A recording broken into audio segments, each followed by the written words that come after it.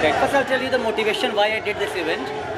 See, I work in many countries and I look at lot of collaboration, and I've been visiting many countries and look at all the best scientists and best technologies.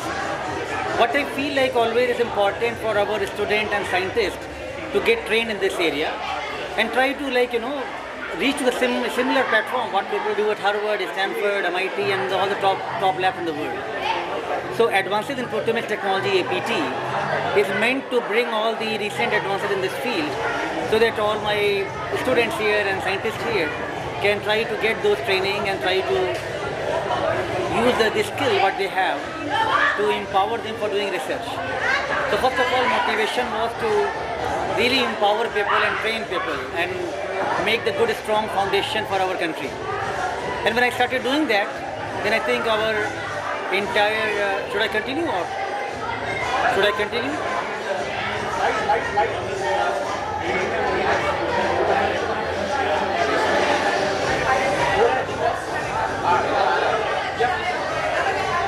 So once I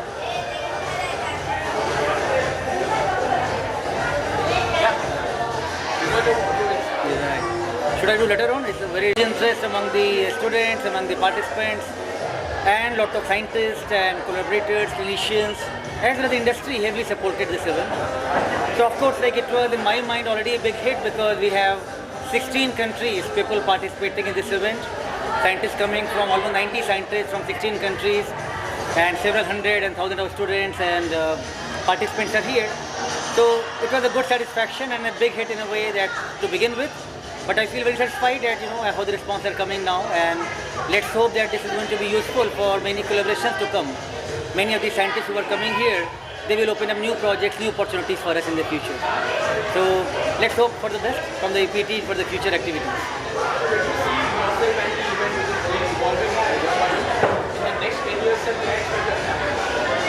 Well, I'll be very happy if our people are publishing to the same top journal what anybody from the top US lab publishes, right? Aim is to really train people, empower people. We are doing this workshop for that purpose. So I'm very happy to see that we are having equilibrium after a few years in that way. No, thank you so much for the discussion about it and all of your support. Thank you. So first of all, I'd like to congratulate Professor Sanjeeva Srivastava for a wonderful event. He always hosts with a style, I would say. It's amazing how this has been put together so beautifully, both in terms of scientific talent as well as social upliftment and recognition of the society. I think it is about the entire society coming together to celebrate science, and this is the most beautiful part of how everything is brought together by him and his team, Professor Srivastava and his team. I feel that they have a special knack to showcase the talents, the local talents also wonderfully. And of course, it's also a celebration of science, and in the vicinity of that celebration is also the social upliftment happening and the inspiration to the younger generation through what they see with established world-class scientists as well as what they see with local talent. So an amazing get-together and amalgamation of different kinds of thoughts and talent. Yeah, fantastic. Now in the next 10 years, where do you see this event developing? People are talking about it, people are becoming a part of that event. How do you see the next 10 years? Oh, I find it brilliant. I mean, the entire, just the spirit of the event is so vibrant. I feel that this is going to grow by the year. I can't even imagine what will it be in 10 years, but most certainly even the next year I feel it will be even more vibrant. But I'm not surprised because the leader is such. Professor Srivastava is such that there is so much of energy, and I was just telling him, how do you get it? How do you get the inspiration? How are you so motivated? So I feel the event itself has so much promise that within the next few years it would be one of the most talked about events. I can't even imagine what 10 years later would bring. So many congratulations to the organizers. Can you just tell us something about how is the collaboration association with the from Pika? Can you just tell us something about that? One of the things, so I'm a clinician, and one of the things that really would make a difference and bring about transformative change is if we can bring in translational science along with the clinical science. So it's about bench to bedside. So when we witness such events where researchers who have established their footing in this particular area of translational science, and we bring them abreast with clinicians like myself, we are able to help give a different translating message to the clinical side of things. So I hope for new biomarker findings, I hope for novel pathways, I hope for novel drug development. And as a precision oncologist, this is being very ambitious, but this is also real because you have all the speakers. Thank you so much, and wish you all the best to you guys. Thank you for having me. Hello, my name is Johan Schwenk. I'm a professor of translational proteomics from Stockholm, Sweden. I work at the Science for Life laboratory, part of the Human Protein Atlas project, and my main research interest is in studying the proteins circulating in blood. So, what do you want to say about this event that we are attending today, that Omics? What is the first thing that came to your mind when you heard that name, Omics, and how do you associate with your technique or your technology that you have created recently? Yeah, so I mean, Omics is of course a mix of emotions, I would say. It brings a lot of color, a lot of movement and experience, and I think also it expands the perspectives that we gain when we work in different environments, when we present ourselves to different things, and I think it's really an experience that will of course resonate for a long time. So was it technology that you have created, understanding that you get cancer with just blood? I would like to understand more about that. Can you please tell us? Yeah, so what we are doing at the moment is to analyze small drops of blood that we ask the person to donate themselves. And so we send these cards to the person's home instead of them having to come to the hospital or the doctor's office. And then we try to measure as many proteins as we can to investigate whether there are signals that a person is getting sick. For instance, if there's early signs of cancer, or if they're not responding to a treatment, or if the treatment is actually doing harm. Where do you see yourself evolving in the next 10 years, this technology? Who do you see evolving over the years? Yeah, I think it will maybe become a routine, so we can actually test the whole population, and not only those that are coming to the hospital because they are already sick. I think that's a big problem, because when you are already sick, it's much more difficult to treat the disease, for example, cancer. But if you routinely get a deep health check with deep information, then I think you will have much bigger chances to pick, for instance, a disease when it's just about to start. So that's of course one thing, and then you can go in with a more personalized treatment to really prevent that the disease starts. So that's, for instance, one thing. And the other thing is, of course, if people are already taking medication, you can go in and check how are they actually responding to the medication when you think about the disease, but are there any side effects? And can you reduce the side effects so that the person is feeling better? Thank you so much. Thank you. Thank you, guys. Okay, my name is Joshua LeBaire, and I am a professor at Arizona State University in Arizona in the United States. My background, I'm a medical oncologist, so I'm a cancer doctor, and also I'm a biochemist that studies how molecules contribute both to disease and how we can use those molecules to find disease. Okay, all right. And sir, I mean, you're here in IIT Bombay, one of the most reputed colleges in India, Coming over here, have you come before over here, and was it the first time you've been here? This is actually the fourth time that I've been in India now. Okay. I've been to IIT Bombay a couple of times, and then also I've visited a couple of other places like in Delhi and elsewhere. But I do enjoy it, especially here in Mumbai. Okay, fantastic. So tell us something more about this event which is happening today in IIT Bombay, which is the Omics. So what does it say about, and how you have become a part of this thing, and tell us something more about your contribution to the event. Yes, so I think it's important to think about what we mean by mood omics and what that represents. And it really is a revolution in science. In the last century, in the 20th century, it was the century of the microscope. We looked at things under a microscope and used that to tell us about what we were looking at. But in the 21st century, it's really the century of the molecules. And we look at molecules, there are millions of them, and they tell us all kinds of important things about diseases, what causes the diseases, how do we find the diseases. And omics is a reference to how we measure all of those molecules. In the old days, we would measure one or two of them at a time, but nowadays, we look at many of them all at the same time. In my case, my lab's interest is in looking at many proteins. And so we've devised a molecular array system called a protein array that displays thousands of proteins. And we can probe those with blood from patients to see if we can use those to help identify diseases. Other people are looking at gene expression, or they are looking at the structure of chromosomes, or at metabolites in the blood. But all of those together make omics, and mood omics is a celebration of the value of these omic approaches to solving biology and advancing medicine. Fantastic.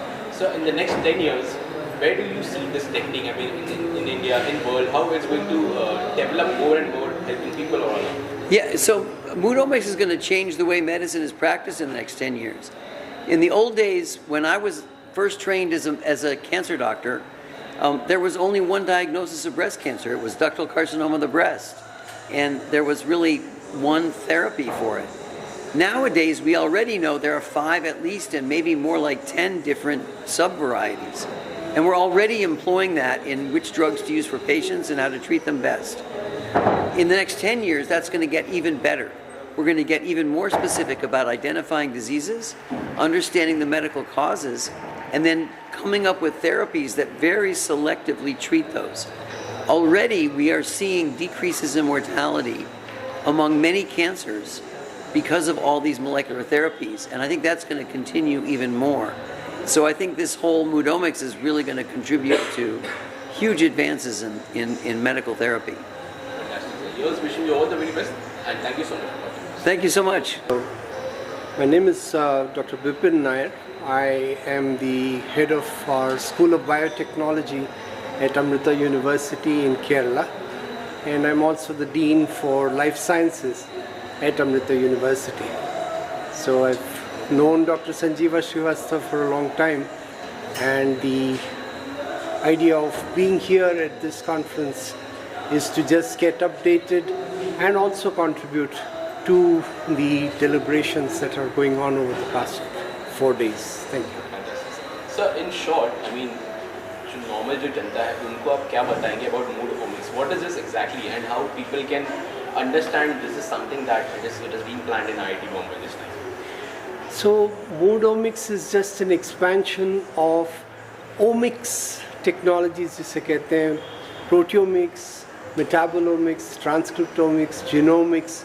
So an understanding of the processes that are in place in all living systems, और वो समझने से getting a better understanding of these processes, we would be able to better understand disease states, better look at how these things, these conditions can be cured, can be diagnosed, and you can have a better health situation. So mood omics is just a expansion of that to bring awareness. आप देखे होंगे कि there were at least 500-600 students from schools around Bombay who were given that kind of an exposure with quiz and debates and posters and interactions with the experts who are here from all parts of the world, and how they are able to impart that kind of knowledge, that awareness, that these are the things that the future generation, these students, can look forward to. So a mix of technology and understanding of the latest and the best sort of advancements in knowledge in the sciences. Fantastic. In the next 10 years, where do you see, these techniques evolving in India and in the world, of course? In the next 10 years, what can we expect?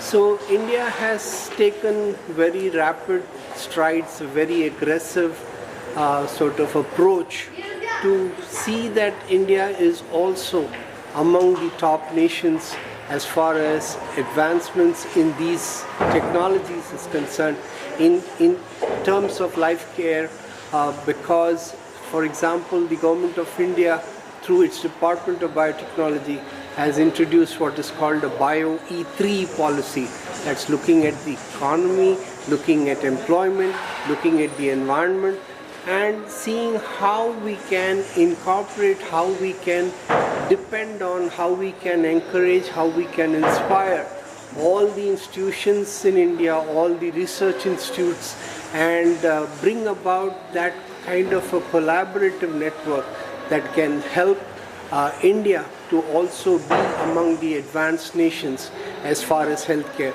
Already we are aware, because what India showed to the world in terms of biotechnology during the COVID pandemic, as all of us know, India was the only nation in the whole world to be able to effectively combat that pandemic.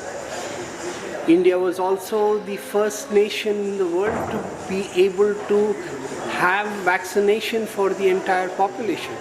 And then on top of that, we were the only nation in the world to have donated that effective vaccine to over 70 countries across the globe. So that is the power of technology, the power of being able to implement those things right here in India and be on top or as on par or better than the most advanced countries in the world. And it's possible for us to do. We just need to have that change in the mindset that ये ऐसा हुआ तो और कहीं हुआ होगा. No, it is happening in India.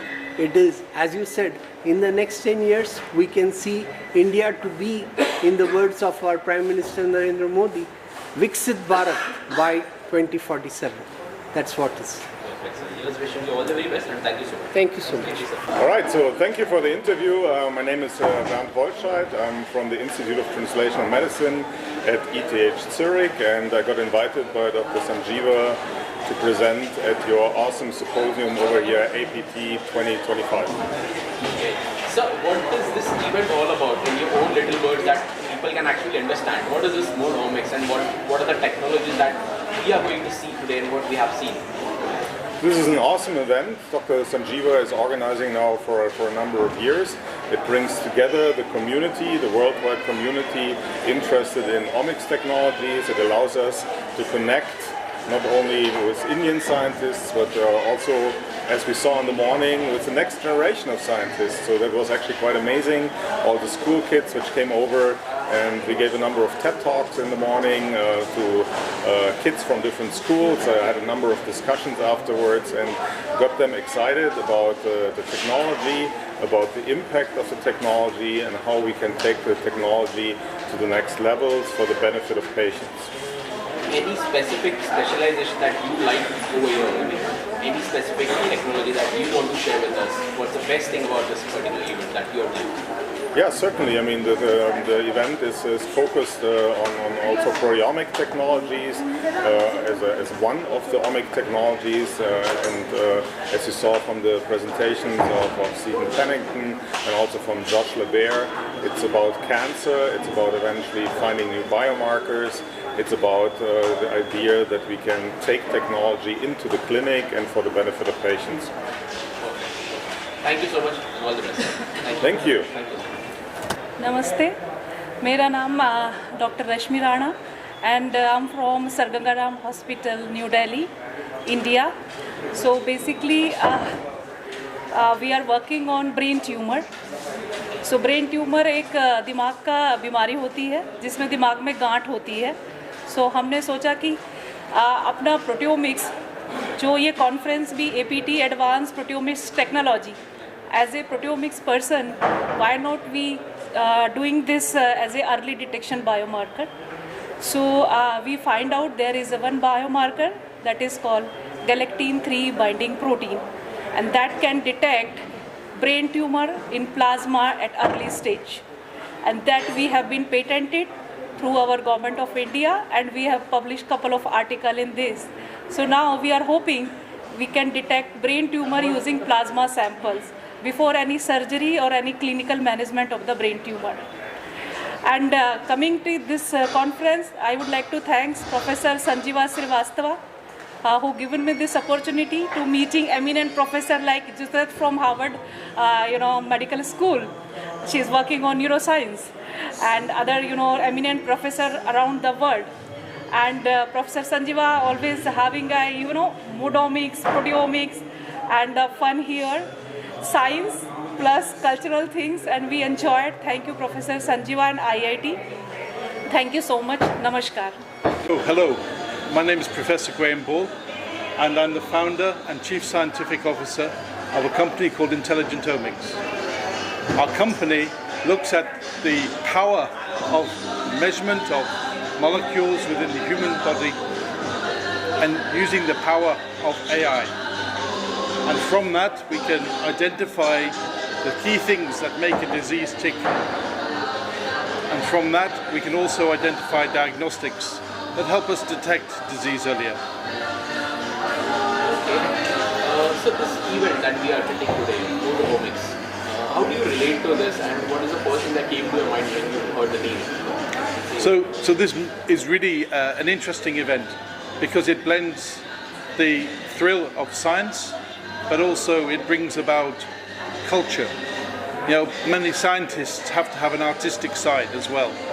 Sometimes in science we have to be really creative and have to really try and solve problems by thinking out of the box. And art, music, dance are all forms of creativity which can inspire us to be our muse in order to find new things about biology. And so speaking about your specialization in your own respective field, where do you see it getting developed and evolved in the next 10 years? I mean, how can the world take this? Yes. So I'm a computational biologist. That means a person who uses computers to model and understand biology. Now, with the technologies we have now, we're able to dig deeper and deeper into the mechanisms of biology at the molecular level. Since we sequenced the human genome, we can now understand so much more about diseases. And where I see this going, we're going to get more and more data, but more and more depth of information as well. So using approaches like machine learning and artificial intelligence, we can really dig into this data and understand what the drivers are for a particular disease like cancer. Now from this, we can then potentially identify new drug targets. And that process won't take 10, 15 years as it has done previously.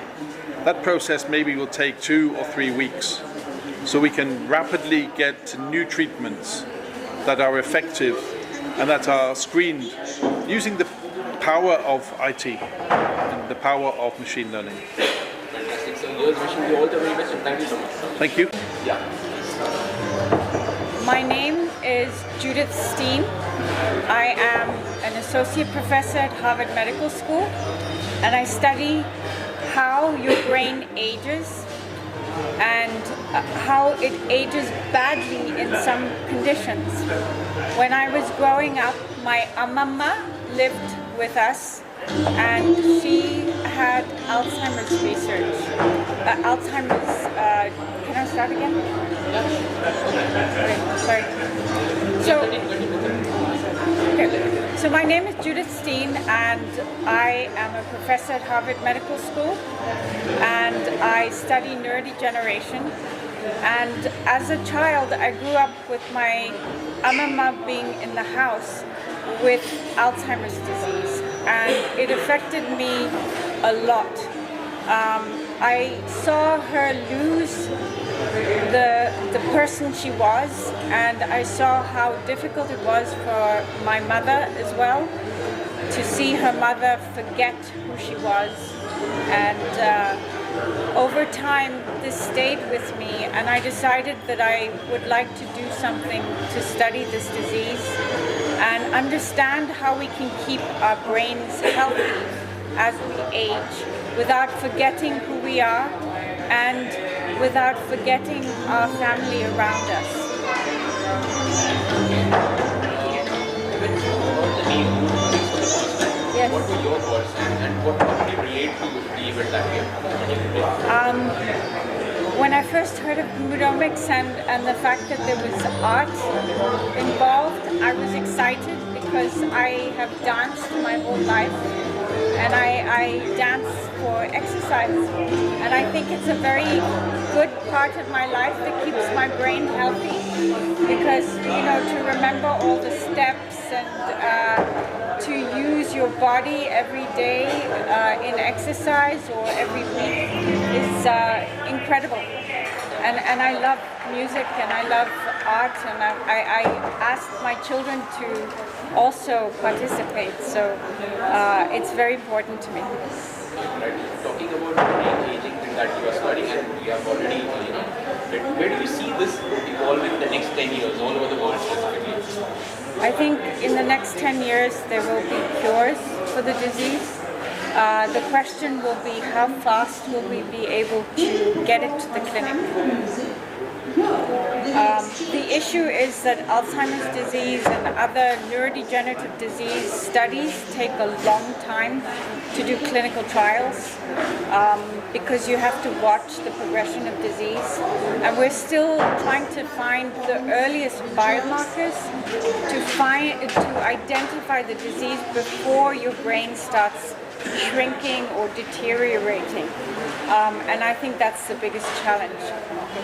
Finding the biomarkers will really help with the clinical trials as we move forward. Here's wishing you all the very best. Thank you so much. Thank you. Dr. Sanjeeva Srivastava, and I'm a professor at the University of Manitoba, Winnipeg, Canada. I'm the director of Canada-Italy Tissue Engineering Program and associate head Department of Physiology and Pathophysiology. So I'm running a research lab that focuses on cardiac stem cell therapy and tissue engineering. We use different types of stem cells and biomaterials to regenerate injured heart after a heart attack. So that's about it. So what is this stem cell? What does it deal with? I mean, what is it all about? Can you that audience समझ सके, in your own words, how do you explain it? So a stem cell is a cell in the body that can turn into any cell type within our body. So a mature cell. So stem cells are present in different organs within the body. They help in endogenous repair process. What I mean is, after any injury inside the body, body heals itself. So stem cells play a big role in there. So that's how they are. So that being said, you can also transplant stem cells from outside. What I mean by this is, you can take stem cells from body, culture them, expand them in a culture dish, and then implant back to the body to repair the injured organs. Okay. And so talking about this event now, mood omics, how will you define it in your own words? What is this mood omics? And when you heard the name for the first time, what were your thoughts about this thing? Well, so this is great. I mean, specifically mood omics, to me this is very innovative. They have blended culture with science. I think it's first time I'm witnessing something like this. So this is a different and innovative way of learning science and about culture itself. I think there are a lot of commonalities. So if we keep doing this way, learning will become easier. That's my take.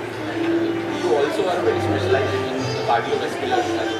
So in India and also internationally also, a lot of people are suffering from cardiac arrest nowadays. What is your advice that you would like to give it to them? Just to be safe and how they can be, to avoid heart attack नहीं हो, उसके लिए क्या? So I mean, heart attack happens due to different reasons.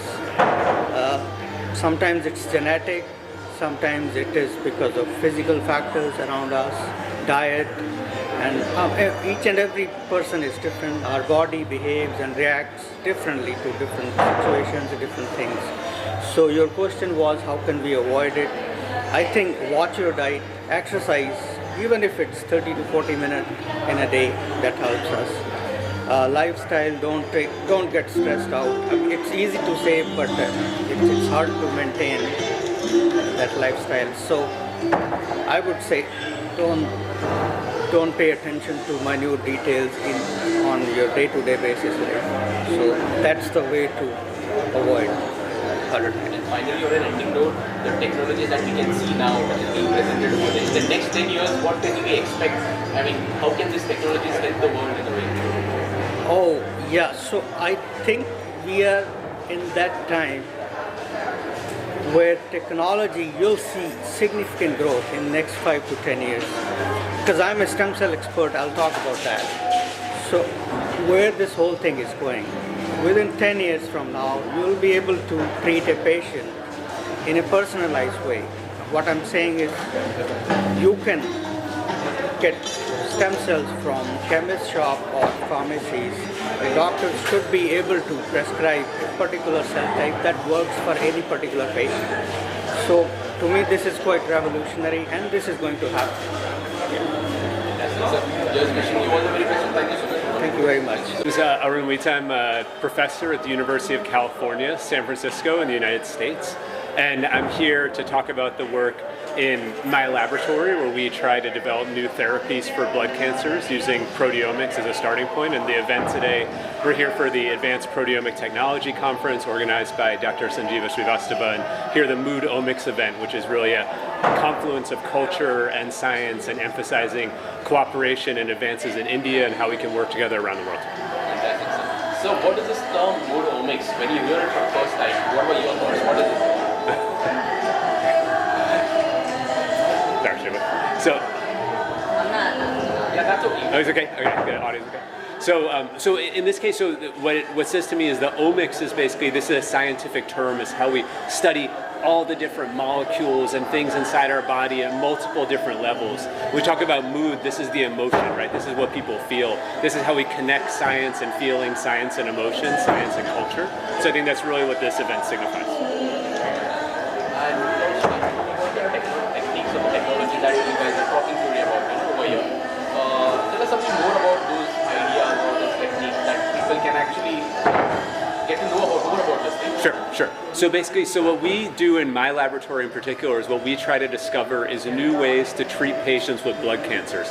These might be some diseases you may have heard of, such as multiple myeloma, leukemia, and lymphoma. These affect many, many thousands of people in the United States, many, many more thousands in India. And what we try and do is many of these patients have these cancers that are very deadly. We don't have enough treatments, we don't have enough cures. So what we try and do is we use these omics technologies essentially to identify new targets where we can design and engineer proteins and our own immune cells to attack and eliminate the cancer. And so that's really what we do in my group. Many of the other groups here are also trying to use other omics-based approaches, particularly proteomics, the studies of proteins, to find different therapeutic strategies, ways to treat other diseases that affect many, many thousands of people around the world. And we think it's the most advanced way to do this. Finally, in the next 10 years, where do you expect these technologies helping the world in some way or the other? Right, absolutely. I mean, I think what we're going to have is so many more detailed pictures of so many different diseases that we're going to be able to have many, many more strategies by which to develop new treatments that we never could have imagined before. And especially now, we're in the era we can marry these very large-scale omics technologies, looking at thousands to millions of different molecules within bodies with artificial intelligence-based approaches. It's going to take our science and our ability to help human disease to a whole new level that we could never even imagine 10 years ago. Wishing you all the very best. My name's Steve Pennington. Came to Bombay today to attend this Mood Omics conference. I work in Dublin. I'm British by background, and I've always had a passion for proteomics and proteins. Former president of the Human Proteome Organization. Okay. So what is this event all about? In your own little words, can you make us explain mood omics and the technology that we are going to see today? We'll be speaking on about. Yeah, so I think Moodomics is a really interesting name, and I haven't heard it used in any other context. I suppose we're applying these technologies, that proteomics and genomics and metabolomics, to try to, in our case, probe deep questions that still challenges in healthcare and diseases, and trying to intervene in those diseases. And I suppose Moodomics conjures the fact that we've probably got that puts us in a really good mood, that we think we can make progress in those areas. What are the technologies that we are going to see today? What are the technologies that we are going to see? Yeah, so I think in the past, these sort of omics approaches relied on a small number of technologies. And I think in the last decade we've seen a burgeoning of new technologies that allow us to address important questions in genomics and proteomics and metabolomics. Some of them are based on mass spectrometry, a device for finitely measuring accurately small amounts of proteins, but extended to other methods as well. So I think it's really exciting that the field really has expanded with a whole range of new technologies, and they're being represented at the meeting here. And in the next 10 years, how do you see these technologies helping the world in a way? So what are your thoughts on that? Yeah, so I mean, there's no doubt that that we have a very large population in the world, and a significant proportion of that population at any time is not well. At times we're all patients, we all have diseases, we all need treatments, and at the moment those treatments are good, but they could be much, much better. And so I think these new technologies offer us the hope of improving the treatments that we've got, and to do that precisely, to do that focused on the individual rather than just a population of people or people with a specific disease. So focused on the individual, to do it very precisely. And I think that one of the things that we get particularly excited about is the possibility that in the future we may be able to use these technologies to diagnose diseases much earlier and intervene before the disease fully emerges. So that's more preventative. So I think that's a really exciting possibility for the future. Fantastic. Yours, wishing you all the very best, and thank you so much for coming. Thank you. Thanks.